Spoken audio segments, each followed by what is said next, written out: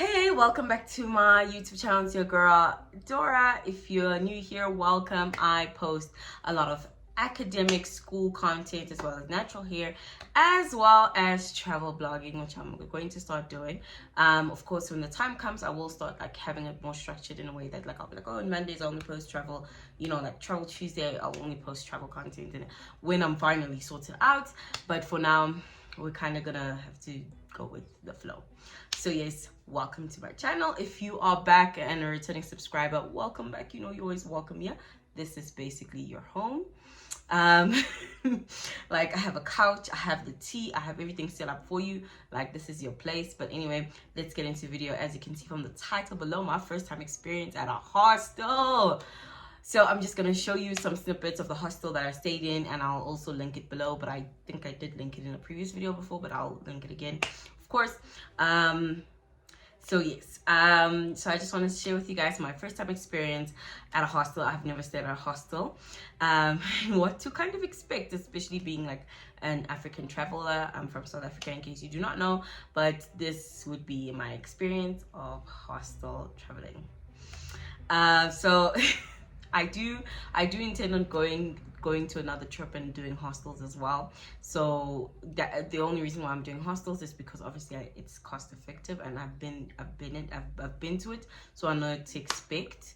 So yeah, basically, if you did not know and you're on my channel, new to my channel, I went to Brazil and Argentina in 2023 April, and I spent like a good 2 weeks in there, and I was just traveling, basically essentially backpacking, I would say, because it really was that. So I'm just gonna share my experience of staying at a hostel. Okay, so firstly, if you are looking for a hostel, you can check on bookings.com as well as Hostel World. I booked almost all of them in Hostel World. I prefer Hostel World. I don't know why, but I just use it. Honestly, it's reliable. Like in bookings.com. Anything else I don't know about. I've never tried it, but those are the ones that I've ever tried. So my first time experience at a hostel, to be honest, because of who I am, I can't lie. It's very person to person, and it depends on whether you're gonna enjoy it or not. So in my experience, I honestly would rate it a top tier experience. People at hostels are amazing. Like you can meet so many people, you can meet people of different walks of life, and you just end up like, when you watch videos. So when I was like 2 years ago, 3 years ago, or even in varsity, I always wanted to travel. Like that was the thing that I wanted to do in my life. I was like, you know what, I need to find a job that makes me travel, or I have to travel on my own. Unfortunately, I don't work a job that lets me travel, so I travel on my own. So yeah, and I just watched videos of hostels. Like I wanted to go on a Europe tour. That was like the plan. And then I wanted to go on a Kuntiki. Sorry about the dogs, guys. So yeah, so I wanted to go on a Kontiki and kind of like do that. So I did a lot of research, started watching a lot of YouTube videos, and like a lot of them would then talk about like hostels and stuff like that, and I'm like, oh, this seems like an okay option, and it seems like a very budget friendly option. For me, I budget travel because like, I'm trying to experience more. So for me, honestly, like this video is not catered to you if you're not interested in stuff like that, because I know that like it's a very personal choice to go to a hostel, and some people just have this assumption of what hostels look like. I'm gonna show you some pictures of what hostels can look like. Like they can look really proper, and sometimes they can look really crap. Not crap, I would just say like not the same as the proper ones. Yeah, sorry. Yeah. So I was like, okay, you know what? I'm going to Brazil, and we need a hostel in Rio. We need a hostel in São Paulo. When we went to Foz do Iguaçu, like the hotels were very cheap, and it was like just 2 of us, so it was just cheap at the end of the day. I think we spent in total in total, actually, I spent 1 night in Foz do Iguaçu. We spent 2 nights in São Paulo and 1 night in Rio. So we spent like 4 nights, and the total cost of those 4 nights was about 800 and something, which is about 200 rand per like bed. So honestly, it was a very cheap option, especially because we wanted to do a lot more experience, a lot more things, and we didn't know like transport wise like how much it's going to cost and stuff like that. So hence that's why we went for hostel. But also it's because I spent a lot of time in my younger years researching hostels, because I was like, okay, how am I going to do this Europe tour? You know, I was really like fixated on it, and when the time comes I will finally go to Europe when I'm finally more planned for it, because I learned a lot with my Bristol trip, which is like currency and like, you know, that thing can like shift you like this, you know, ooh, like, you know, so you just, whoa, it's a bit too much now. Yeah, currency can really hit you like that, and now then that difference is only 4, now imagine 20. So it's something I would have to really sit down and think about. But anyway, that's not what this video is about. First time experience at a hostel. I can't lie, I loved it. I stayed at Joe and Joe. I will insert a little bit of some videos of the hostel that I stayed. I loved it. Like, and we booked the entire room, so there were 4 beds, and we booked the entire, like, all 4 beds, and we got a shower. Basically the whole room was ours the whole night, and it was so nice. I can't lie, I really liked it. They had these plugs by the bed, like it was very convenient. It made a lot of sense. Of course, like a hostel's a bunk bed, guys. Like some hostels aren't bunk beds, but a majority of a hostel, especially if you're staying in the dorms, it's a bunk bed type of situation. Like you can get 6 to 4, from 4, 6, 8, and I think 10, sometimes 12 in a room. It's insane, I can't lie. But it's always for like somebody who, I would suggest a hostel for somebody who solo travels, wants to meet other people. It's also dependent on personality, a lot dependent on personality.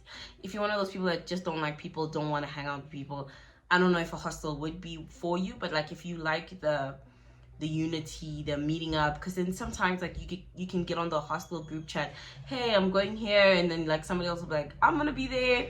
Like we're supposed to go on a museum tour, but anyway, we ended up getting lost. But yeah, that was like a story for another day. We're supposed to go on a museum tour with the people from the hostel. Like they were texting on the group like, hey, let's do a museum, let's meet up here. Then when we saw the time, we're like, oh my god, we're so late. Anyway, no, I gotta make it anyway. So it's quite nice. Like it's good for if you want to meet people. Staying in a room like filled with a lot of people, it's also very, I would say, new to me. I live with my sisters. I lived with my sisters my entire life, so it wasn't new to me to live with other people. I think it's just being like cordial, I guess, and being just nice, like respecting your space, respecting other people's space. Like I think that's the most important thing. I will have another video of tips of how to navigate hostels, but this is just my experience. I can't lie, I really liked it. So I stayed at this very huge hostel. It's very big. It's actually, they have hostels in Europe, they have hostels in Brazil, they have hostels like in South America as well, like other South American countries. So it's called Selena. I really liked it, like the architecture. You can Google it as well, I'll link it down below. I loved it there. I met quite a few people. I met this lady from England. Like she's telling me she's going backpacking through Peru, and it's so interesting, especially when you're interested in things like that. It's so nice to meet people that are actually interested in things that you're interested in. Like I was like, and she was showing me this village that was like surrounded by a desert in Peru, and she's like, yeah, no, I'm just traveling through South America, like that's all I'm doing for like the next 6 months. And it's so cool to see that people, that this is what they do. And it's for me, because I've always wanted to travel and I wanted to experience. It was such a overwhelmingly warm feeling to meet people that are interested in the things that I'm interested in, that are sitting down and saying they're actually doing it. And it's like, actually, right now I'm doing it, but I can actually do more. I can actually travel more. I can actually, you know, like put myself out there. And you know what, there's certain things that I'm willing to sacrifice, which is a luxury. The luxury of sleeping in your own room. So yeah, I think the hostel experience for somebody in South Africa that's South African, I've never been to a South African hostel personally, and also like the accommodation here in South Africa, for me, I find that it's very, very affordable. Like you can get a place for 500, you can get a place for 600, you can get a place for 1,000, you can get a place for 3,000. Like it honestly just depends on your budget, but you know, there's still room for you to now navigate that. Like for instance, you want to go to Cape Town, you can get a place for 500 rand, a place where you can actually cook for 500 bucks, and flights, maybe it's 2,000 if you get it on discount. So you say 2,000 and you want to spend like 3 nights there, that's 1.5 plus 3,000 plus 2,000, that's 3.5. Activities, if you're really being frugal, you can take it to 2,000 rand, 5,000 rand trip in 3 days. So for me, it's a little bit, I would say, affordable. I would not, I don't feel obligated to go to a hostel in South Africa.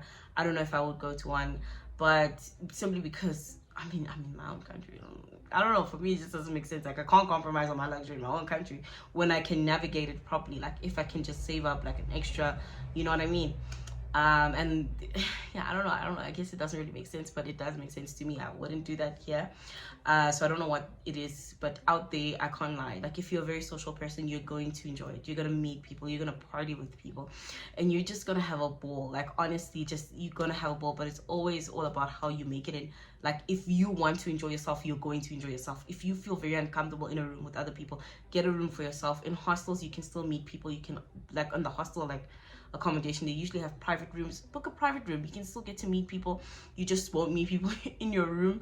So yeah, for me, it was a fun experience, and I would do it again and again and again and again until, you know, I feel like when I'm kind of over it, then I'll stop doing it. But for me, I would do it again and again and again. Honestly, I always just get there expecting zero. Like, you can't, like, for me mentally, and I've watched so many videos where, like, just expect zero, and then if it ends up becoming better than that, great, awesome, now you get to give them like awesome reviews. And honestly, that's the experience. But it's also like, you know what you're paying for. For me, I'm a strong believer of, you know what you're paying for. If you're paying like 300 rand for a bed, you cannot expect like 5-star stellar experience. Personally, for me, I'm just geared that way. Like, for me, if I invest in something, I expect a luxury experience. Like, if I'm gonna spend 5,000 rand a night on accommodation, like, I'm not even gonna stand up to get food. You're gonna bring it to me. Like, you know, like, if I'm gonna spend a lot of money on something, I expect it. But then if I spend a little bit of money, honestly, I always expect zero. I don't expect the best thing. I know what I'm getting. I know what I'm getting for the I know what I'm getting for the value of my money, and it's not that much. You know what I mean? But I end up having good experiences. Hostels are honestly something that you can think about if you're solo traveling or you're looking for a cheap alternative. Sometimes if you get enough friends, you can book the entire room, and it's so much cheaper. Like, okay, if you guys are 8, everyone takes out 200 rand. Sometimes it's 200, 300. I've seen, like, in certain countries, like, hostels are expensive where they can get to 500 rand. But from the countries that I've seen that I'm more interested in, hostels cost about 300 rand, like on average 200 rand. Sometimes you can get 100 rand hostels, but personally, I'm like, you know what, you have to draw a line somewhere. Some of them pictures ain't looking that great. But yeah, I'll just put the link of the hostels that I stayed at, and yeah.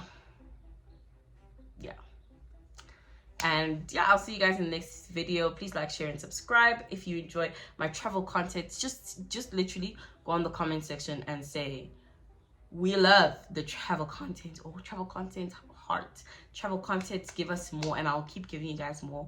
And yeah, there's just so many things that I have planned, so I'm excited to be sharing everything that I'll be doing in the next year and whenever. And yeah, so yeah, I'll see you guys in the next one. I hope you really enjoyed this video. I hope it gave you some perspective of how a hostel is, and that there are options out there in a hostel, and it's just not limited to sleeping in a 12-room place. And also, there's also a gender thing. Sorry, before I go, there's a gender thing. Sometimes it's called mixed dorm. That means there's guys in the room. Female dorms, females only. Male dorms, male dorms. There's also like four sleeper dorms, 6 sleeper dorms, 9 sleeper dorms, 12 sleeper dorms. I don't think I've ever slept in a 12 sleeper dorm. The one I got in Rio was 4, and the other one was, I think, 8. And honestly, it was so weird. It's actually so weird to see people come in and come out. Like, come in, oh, you know, next day, packing bag, out, you know. And it was strange, because it's like, oh, you know, is the lady here with you? Oh, no, she's gone. Oh, no, there's a new person. Oh, no, especially, like, if you're one of those people that stay at a hostel for, like, a month, you're going to see new people. It's quite crazy to see, like, that traffic. But yeah, I'll talk in the next video about tips and how to navigate it, I guess. And I'll see you guys in the next video.